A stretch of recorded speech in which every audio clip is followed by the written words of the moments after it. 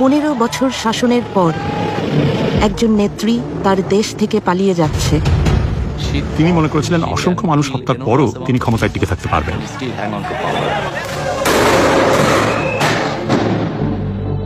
Al Jazeera একজন নির্মম প্রধানমন্ত্রীর অন্তিম সময় প্রকাশ করছে। শেখ হাসিনার ক্ষমতায় থাকার লড়াইয়ের শেষ প্রহর। তিনি সেনাপ্রধানকে জিজ্ঞাসা করেছিলেন যে আপনি এই লোকজনদের গুলি করে সরাচ্ছেন না কেন?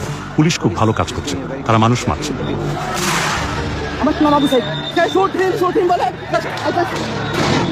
আমরা প্রকাশ করছি পুলিশ কিভাবে একটি হত্যাকাণ্ড গোপন রাখার চেষ্টা করেছিল। পিছন দিয়ে আমার ভাইয়ের লাশ নিয়ে যা পোস্টমর্টম করছে করে আমরা জানি কোনোদিনও বিচার না পাই। আর যে চিকিৎসক মিথ্যা বলতে অস্বীকার করেছিলেন। কিন্তু সাইন হেড ইনজুরির জন্য মারা যায়নি, পুলিশের গুলিতে যেহেতু মারা গেছে। সহিংসতায় হাজার হাজার পরিবার ছিন্ন ভিন্ন হয়ে গেছে। আমি ঘৃণার বহিঃপ্রকাশ দেখছি। মানুষ আক্ষরিক অর্থেই তাদের ঘৃণা এখানে ঢেলে দিয়েছে। জুলাইয়ের 36 দিন, যে মাস শেষ হবার নয়। এই বাশার হাসিনার যে মসনদ সেটাকে একদম ভেঙে তছনছ করে দিয়ে যে তারা আর কখনো কাউকে হাসিনা হয়ে উঠতে দিবে না।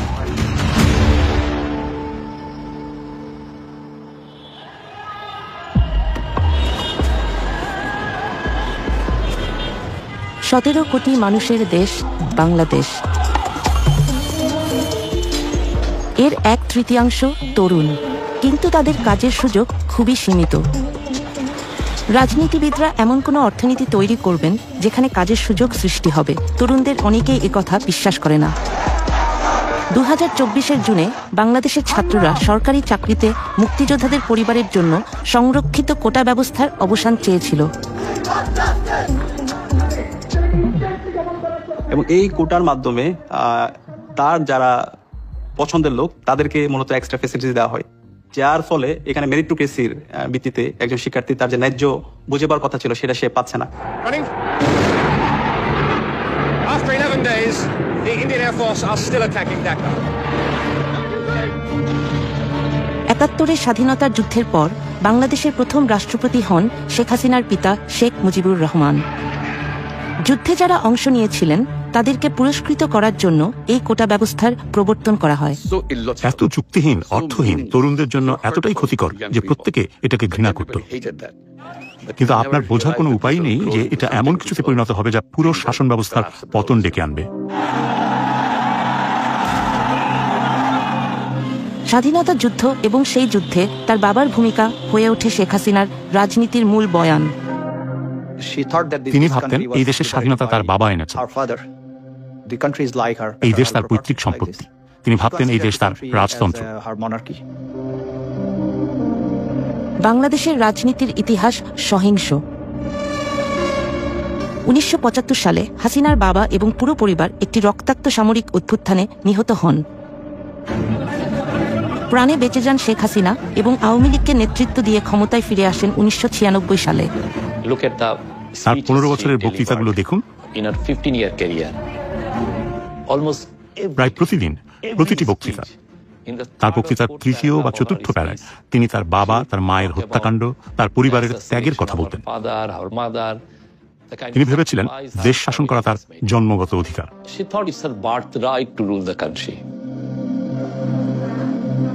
ছাত্রছাত্রীদের বিক্ষোভ যখন তীব্র আকার ধারণ করে তখন শেখ হাসিনা হয়ে ওঠেন আক্রমণাত্মক। মুক্তিযুদ্ধের বিরুদ্ধে এত ক্ষোভ কেন? তার কথা আন্দোলনরত শিক্ষার্থীদের আরো বিক্ষুব্ধ করে তোলে। মুক্তিযোদ্ধাদের নাতিপুতিরাও পাবে না, তাহলে কি রাজাকারের নাতিপুতিরা পাবে? সেটা আমার প্রশ্ন, দেশবাসীর কাছে প্রশ্ন, যে রাজাকারের নাতিপুতিরা সবকিছু পাবে, মুক্তিযোদ্ধারা পাবে না। মুক্তিযুদ্ধের সময় যারা বাংলাদেশের বিরোধিতা করেছিল তাদেরকে বলা হয় রাজাকার, বিশ্বাসঘাতক। এবং এই রাজাকার বলে সে গত 16 বছর এবং এর আগেও পুরো জাতিকে বিভিন্নভাবে ডিভাইড করে রাখার চেষ্টা করেছিল। এবং সেদিন আমরা দেখতে পেয়েছি ঢাকা ইউনিভার্সিটির প্রত্যেকটা হল, ছেলেদের হল এবং মেয়েদের হল থেকে মিছিল নিয়ে তারা বের হয়েছিল এবং স্লোগান দিয়েছিল, তুমি কি আমি কে, রাজাকার রাজাকার। শহর জুড়ে বিশ্ববিদ্যালয় শিক্ষার্থীরা রাস্তায় নেমে আসে। শেখ হাসিনার ত্রাসের যুবশক্তি ছাত্রলীগ অস্ত্র হাতে প্রস্তুত ছিল। সেদিন আপনারা দেখতে পেয়েছেন আমাদের বোনদের রক্তাক্ত চেহারা এবং আমাদের অসংখ্য ভাইরা তারা নির্মমভাবে তারা আহত হয়। তখন আমরা আমাদের এই আহত ভাই বোনদেরকে নিয়ে হাসপাতালে গিয়েছিলাম। সেখানেও আমরা যখন এক্স-রে রিপোর্টের জন্য অপেক্ষা করছিলাম আমাদের ভাই বোনদেরকে নিয়ে, সেখানে ছাত্রলীগের সন্ত্রাসীরা এসে, যুবলীগের সন্ত্রাসীরা এসে আমাদের ভাই বোনদের উপর নির্মমভাবে তারা হামলা করে। শেখ হাসিনার ফোন আলাপের এক্সক্লুসিভ রেকর্ড আল জাজিরার ইনভেস্টিগেটিভ ইউনিটের হাতে এসেছে, যা তার নিজস্ব গোয়েন্দা সংস্থাই রেকর্ড করেছিল। ডিজিটাল ফরেনসিক অ্যানালাইসিসের মাধ্যমে সকল ফোন রেকর্ড যাচাই করা হয়েছে। এই ফোন আলাপে ছাত্রদের উপর নৃশংস হামলার 48 ঘণ্টা পর শেখ হাসিনা ছাত্রলীগ নেতাদের সাথে কথা বলেন। আর ক্যাম্পাসের পরিস্থিতি মোটামুটি স্বাভাবিক হয়ে আসছে, ছেলেদের হল অধিকাংশই ফাঁকা হয়েছে। তবে এরপরও ভিতরে পুলিশের সার্চ করতে হবে। আমাদের দলীয় সিনিয়ররা অনেকে প্যানিক হয়ে যাচ্ছিল, মানে কি করবো ডিরেকশন দিতে পারতেছিল না। এই জন্য আজকে আপনাকে বারবার ফোন দিচ্ছি, আপনি কিছু মনে করেন না। মানে কেন মনে করবো, আমি তো সেদিন সারা রাতই যাই, কালকেও তো দক্ষিণে বলে দিচ্ছি যে হ্যাঁ যা দরকার আমি তো বলি স্যার। আমি আমাদের তারা ঘাবড়ায় যায়। আমাদের নেতাকর্মীরা মাঠে ছিল, আপনার নির্দেশনা পাইয়েই সবাই নেমে গেছে। শেখ হাসিনার সিনিয়র এক গোয়েন্দা কর্মকর্তাকে আল জাজিরা খুঁজে বের করেছে। নিরাপত্তার জন্য সেই কর্মকর্তার কণ্ঠস্বরকে বদলে দেওয়া হয়েছে। তারা বিশ্ববিদ্যালয় এলাকায় শিক্ষার্থীদের মারধর করেছিল। তাদের অনেককেই হাসপাতালে যেতে হয়েছে, যাদের মধ্যে ছাত্রী এবং নারীরা ছিলেন। দলের উপর তার কঠিন নিয়ন্ত্রণ ছিল। ছাত্রলীগ এবং আমি বলবো দেশের প্রতিটি সেক্টরে সবকিছুর উপর তার একচ্ছত্র নিয়ন্ত্রণ ছিল। পর্যদস্ত প্রধানমন্ত্রী বিশ্বাস করতেন এই বিক্ষোভের পেছনে বিএনপি এবং জামাতে ইসলামীর হাত রয়েছে।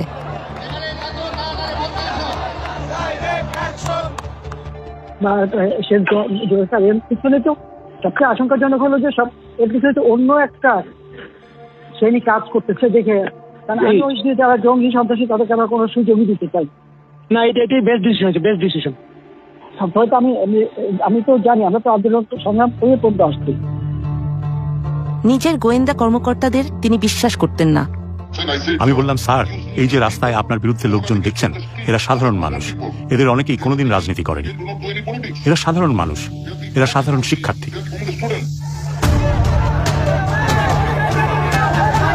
ঢাকা থেকে 300 কিলোমিটার দূরে রংপুর এক ছাত্র সাংবাদিক একটি বিক্ষোভের সরাসরি প্রতিবেদন করতে যাচ্ছিলেন, যা অভ্যুত্থানের গতিপথই বদলে দেবে। তো সেদিন আমরা যখন ক্যাম্পাসের প্রথম গেটে আসি, আমাদের উদ্দেশ্য ছিল সাংবাদিকতার প্রফেশনাল জায়গা থেকে নিউজের উদ্দেশ্যে আমরা বের হই। ঠিক তখনই আমরা দেখি হচ্ছে পুলিশ এবং শিক্ষার্থীদের মুখোমুখি অবস্থান।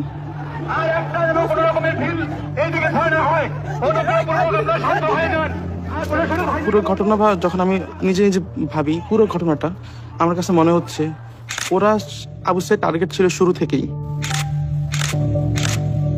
মেধাবী ছাত্র আবু সাইদ হতে যাচ্ছেন আন্দোলনের একটি গুরুত্বপূর্ণ চরিত্র। আর যখন শিক্ষার্থীদের সাথে যখন পুলিশের মারামারি হয়, পুলিশ 5 জন পুলিশ মিলে এসে সরাসরি আবু সাইদের উপর অ্যাটাক করে। যখন আমি দেখি আবু সাইদের উপর অ্যাটাক শুরু করে 5 জন পুলিশ লাঠি দিয়ে, ঠিক তার মাথায় পুলিশ যখন তাকে মারতেছিল, এতটা পুলিশ একসাথে মারতেছিল, আবু সাইদ তখনও তার পুলিশকে একটা কথা বলেন, তখনও ঠিক তাকে মানে তার মুখ থেকে এটাও আসেনি যে আমাকে সেভ করেন। আপনার নাম কি? আমার নাম আবু সাইদ, আমি ইংলিশ ডিপার্টমেন্ট 12 ব্যাচের স্টুডেন্ট। 12 ব্যাচের শিক্ষার্থীগুলো পুলিশ অতর্কিত হামলা করে তার মাথা ফাটিয়ে দিয়েছে। সে শুট হিম বলে ছাত্র সাংবাদিক ভিডিও গ্রহণ করছিলেন এবং বর্ণনা করছিলেন কি ঘটছে। যখন হচ্ছে শিক্ষার্থীরা 1 নম্বর গেটে চলে আসে, সেই মুহূর্তে পুলিশ শিক্ষার্থীদের বাধার মুখে পড়ে ক্যাম্পাসের ভেতরে চলে যায়। গুলি করতে প্রিপারেশন নিচ্ছিল।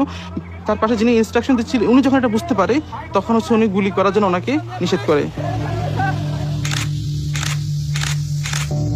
এবং ভেতর দিক থেকে আমাদের ক্যাম্পাসের কিছু কর্মকর্তা, কিছু কর্মচারী, পুলিশ মিলে শিক্ষার্থীদেরকে উদ্দেশ্য করে ইট পাটকেল, টিয়ার সেল গুলি করতে করতে ক্যাম্পাসের আবার 1 নম্বর গেটে আসেন। ঠিক সেই মুহূর্তে যখন শিক্ষার্থীরা চলে যাচ্ছিল পুলিশের বাধার মুখে পড়ে, অবস্থায় তাদেরকে ক্যাম্পাসের 1 নম্বর গেটে অবস্থান নেওয়ার জন্য, ইন্সপায়ার করার জন্য, সে হচ্ছে শুট মি বলে নিজের বুকটাকে ঠিক তখন পেতে দেয়। প্রথম গুলিটা লাগে তার পেটে। যখন সে তার পেটে লাগে, সে বুঝতে পারে তার পেটে কিছুটা লাগছে। ঠিক সেই মুহূর্তে একজন পুলিশ ঠিক তার খুব কাছে এসে ঠিক তার বুক বরাবর গুলি করে। পরপর দুটো গুলি এসে তার বুকে লাগে।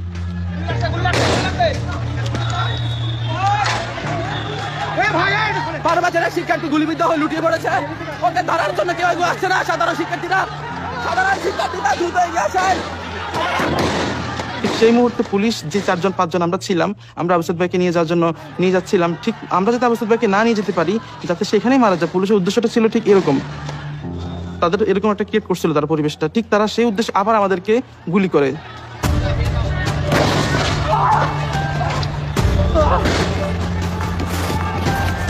আমার গায়ে গুলি পড়েছে, আমার গায়ে গুলি পড়েছে।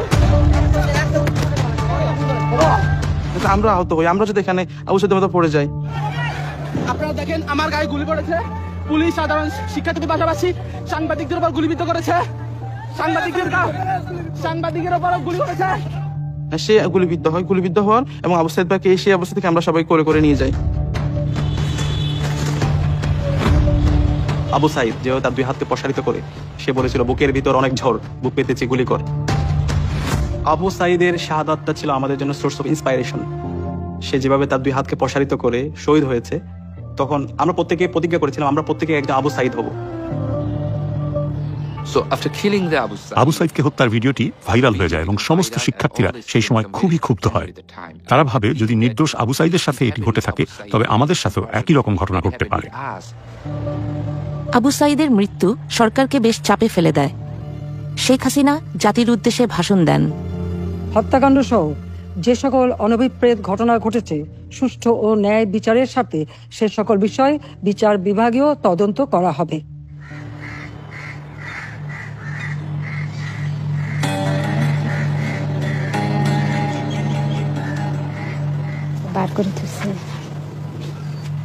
আবু সাইদের পরিবার গণভবনে এসেছেন, যা প্রধানমন্ত্রীর বাসস্থান।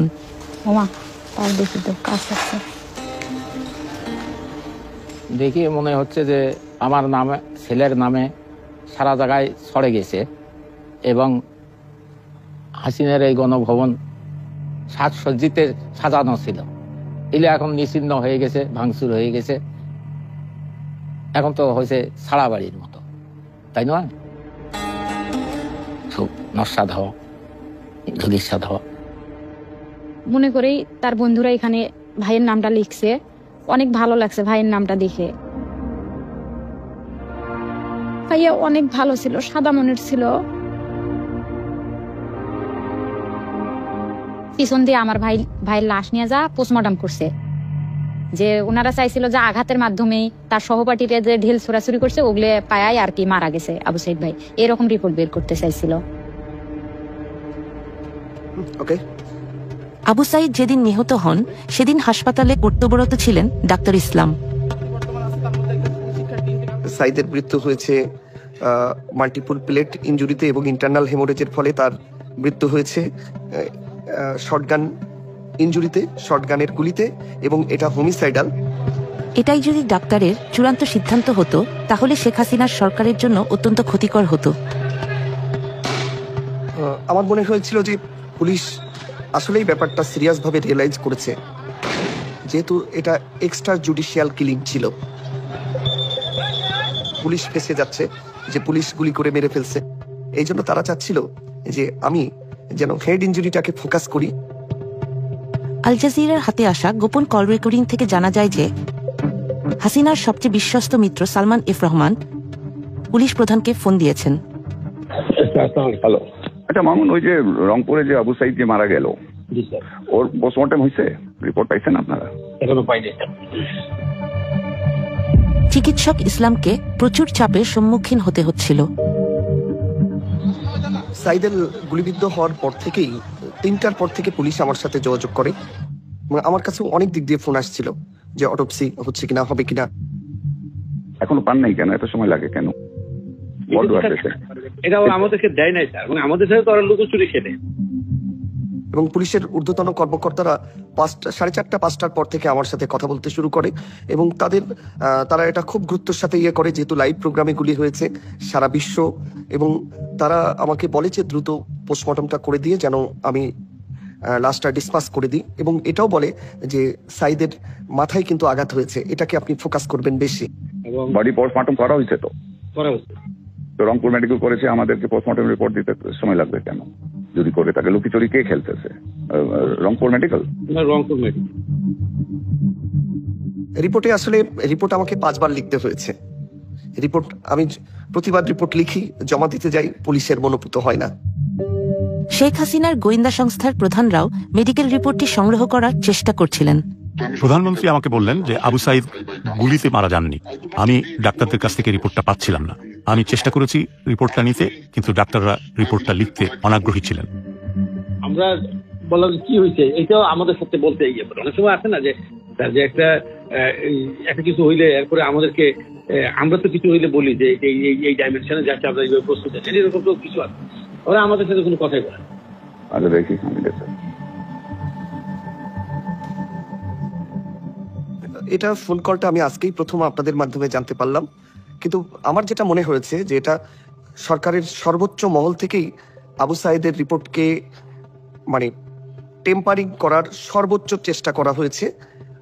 মানে আমাকে আসলে অফার করা হয়েছিল যে তোমার 2 সপ্তাহ ছুটি দিয়ে দিচ্ছি, তুমি আমাদের মনোমতো রিপোর্টটা দাও, থাইল্যান্ডে ট্যুর করো, ফ্যামিলি নিয়ে কক্সবাজারে 7 দিন থেকে আসো, কিন্তু আমি সবগুলোই রিফিউজ করছি। হাসিনার ঘনিষ্ঠরা ফোনে নিজেদের মধ্যে কি কথা বলছে এটা গোপনে রেকর্ড করতেন মেজর জেনারেল জিয়াউল আহসান। হাসিনার গোপনতম ঘটনাসমূহ তিনি জানতেন। তিনি ছিলেন হাসিনার চোখ ও কান। এটি ছিল জিয়াউল আহসানের মস্তিষ্ক প্রসূত গোয়েন্দা সংস্থার পরিচালক, এবং তিনি সফটওয়্যারটি ব্যবহার করে ভিকটিমদের খুঁজে বের করতেন এবং তাদের তুলে নিতেন।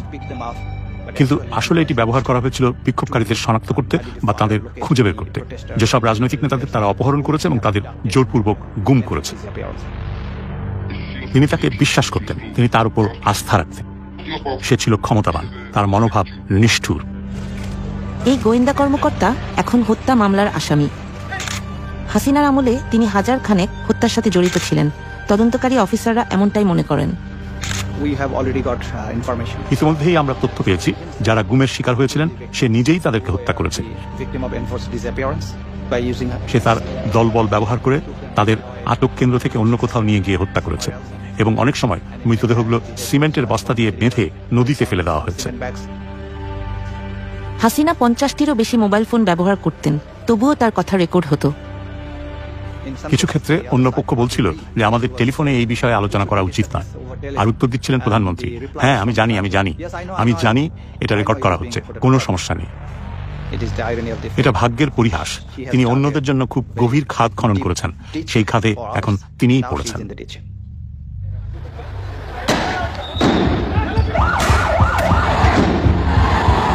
এরই মধ্যে রক্তক্ষয়ী লড়াই শুরু হয়ে গেছে।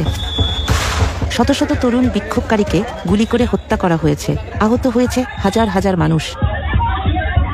চেস্টে বুলেট ইনজুরি পাইছি, আমরা ফেসে বুলেট ইনজুরি পাইছি, বুলেট ইনজুরি পেশেন্টগুলো খুব বেশি পাইছি, এবং চাপাতিতে যে আঘাত করাটা বলে যে নাইফ দা ছুরি দিয়ে আঘাত করে স্ট্যাব ইনজুরি, এগুলো আমরা অনেক বেশি পেশেন্ট পাইছি শেষের দিকে এসে। ছাত্ররা আর চাকরির জন্য বিক্ষোভ করছিল না, তারা হত্যার বিচার চাইছিল।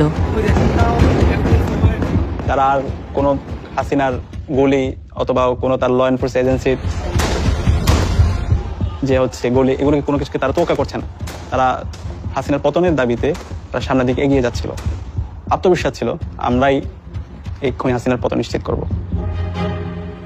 হাসিনার অসংখ্য ফোন রেকর্ডিং মুছে ফেলা হয়েছিল, কিন্তু 18 জুলাইয়ের একটি অত্যন্ত গুরুত্বপূর্ণ ফোনালাপ খুঁজে পাওয়া গেছে, যে রাষ্ট্রীয় দমননীতির ভয়ঙ্কর মোড় নেওয়ার প্রমাণ দেয়। এখন লেখা লিখবেন নাবার করে যেখানে পাবে সেটা গুলি করবে, ওটা বলা হচ্ছে। এখন আমি এতদিন বাধা দিয়ে রাখছিলাম, ওই যে স্টুডেন্টরা ছিল ওদের সেফটি কথা চিন্তা করে। এই ফোনটি তিনি করেছিলেন তার নিকট আত্মীয় ঢাকা দক্ষিণের শক্তিশালী মেয়র ফজলে নূর তাপসের কাছে। আর যেখানে গ্যাদারিং দেখবে সেখানে ওই উপর থেকে এখন উপর থেকে পাচ্ছি অলরেডি শুরু হয়েছে কয়েকটা জায়গায়। এই অভিযানের একটি সাংকেতিক নাম ছিল যা অপারেশন ক্লিন ডাউন নামে পরিচিত, যেখানে সর্বাধিক সংখ্যক বিক্ষোভকারী জড়ো হয়, সেখানে ড্রোন ব্যবহার করে এবং তারপর তারা হেলিকপ্টার পাঠায় তাদের হত্যা করার জন্য। থেকে টিয়ার গ্যাস মারছে এবং ওই সঙ্গে বুলেট ডাইরেক্ট শর্ট করছে। তো আমরা ওইরকম শর্টের পেশেন্ট পাইছিলাম, উপর থেকে ডিরেক্ট শর্টের পেশেন্ট আবার 4 থেকে 5 জনের মতো। ওই সময় যখন আমাদের হসপিটালের সামনে টার্গেট করে হেলিকপ্টারে গুলি এবং টিয়ার শেল ফেলানো হয়েছে। তার গোয়েন্দা সংস্থা যখন আড়ি পেতে শুনছিল, প্রধানমন্ত্রী তখন আরো সব পরিকল্পনা প্রকাশ করে ফেলেন।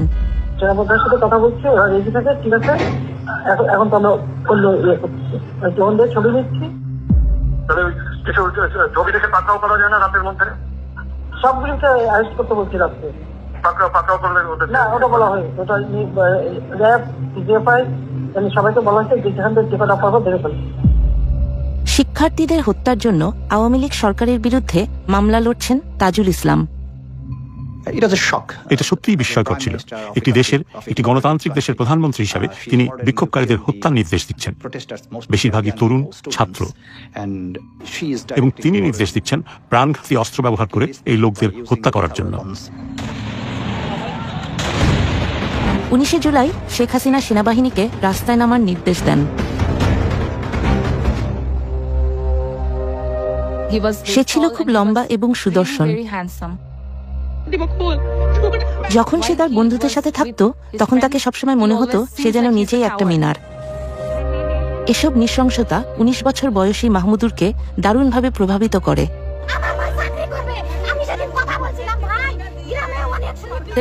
একটা ভিডিও ছিল, আবু সাইদের বোন কাঁদছিল। আমার ভাই সেটা ফেসবুকে শেয়ার করে এবং সে বলছিল, আমার মনে হচ্ছে এটা আমার বোন, তাই আমি এটা নিতে পারছি না। আমরা তাকে বাইরে যেতে দিচ্ছিলাম না। সে একদিনে গিয়েছিল এবং সেটাই ছিল তার জীবনের শেষ দিন। সেদিন ছিল জুলাইয়ের 19 তারিখ। বাসা থেকে সে বের হয় 3:10-এ। 3:26-এ সে আমাকে ফোন করে। আমি তাকে বকাবকি করছিলাম আর আমি তার সাথে চিৎকার করছিলাম, তোমাকে বাড়ি ফিরে আসতে হবে। সে বলল, আচ্ছা আমি আসছি। জাস্ট 11 মিনিট পর সে মারা গেল।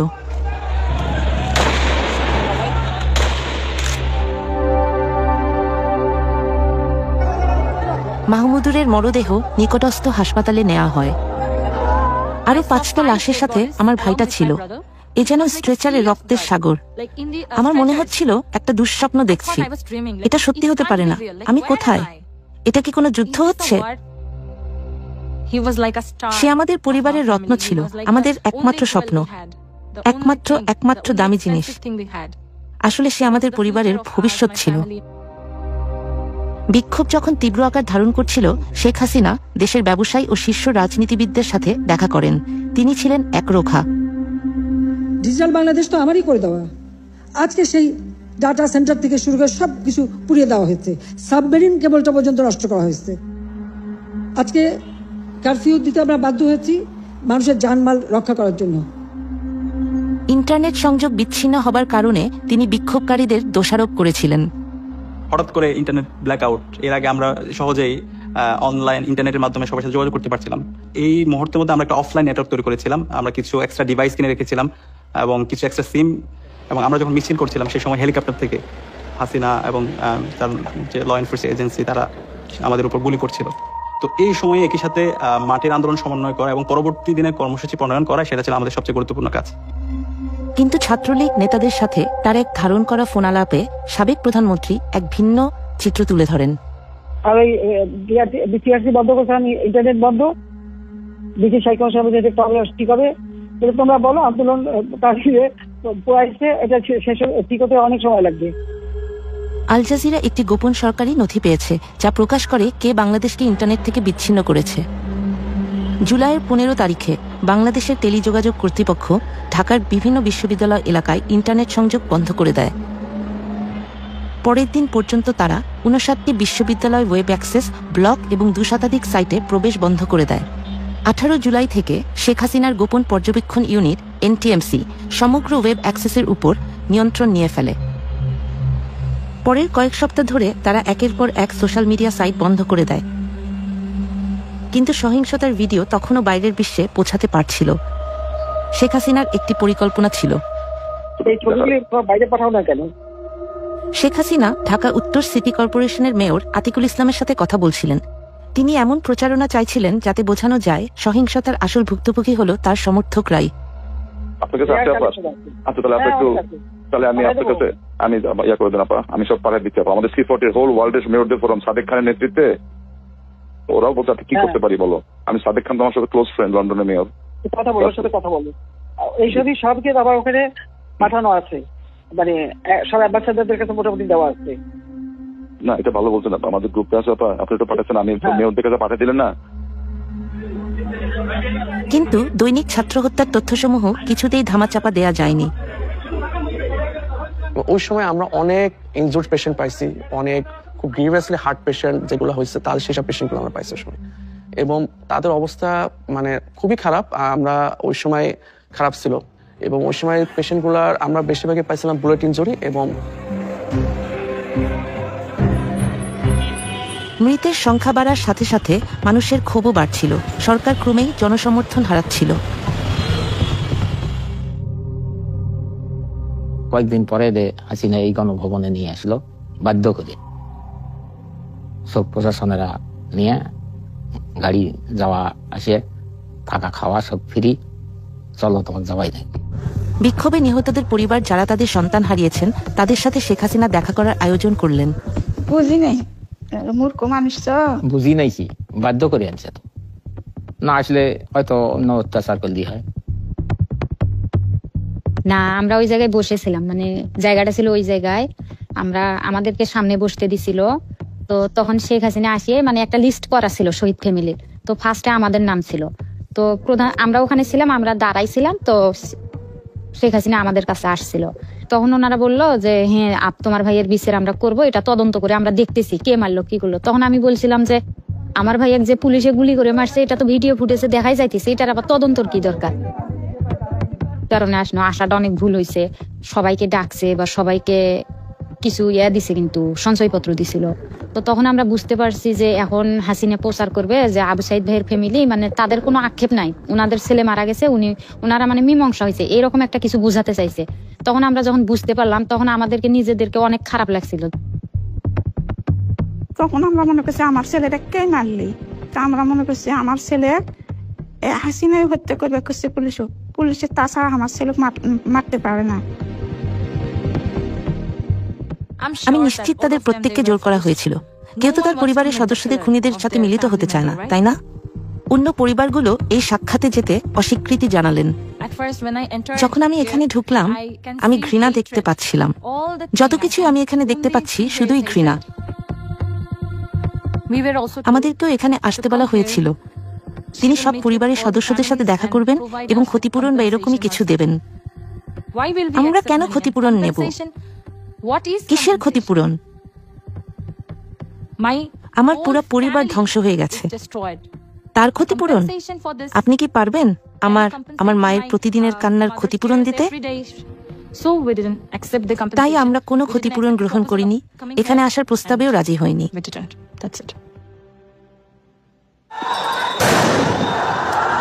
হাসিনার বাসস্থানের বাইরে সহিংসতা ধীরে ধীরে নিয়ন্ত্রণের বাইরে চলে যাচ্ছিল। সে শিকারের মেজাজে ছিল, আর তার চোখ যেন শিকার খুঁজছে। আর সে কিছু বন্য প্রাণী মারতে চায়, কিন্তু সে আসলে নিজের দেশের মানুষদের মারছিল।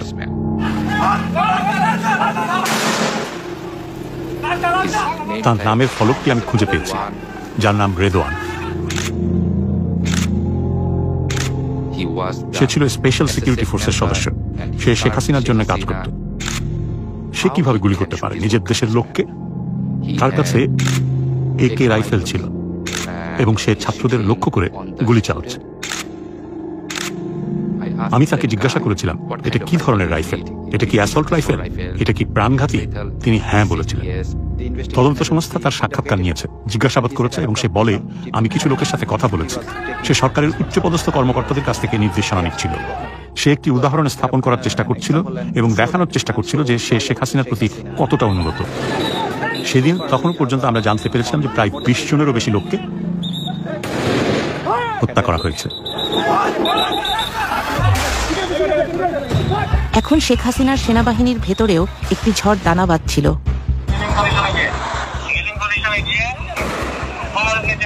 খবরের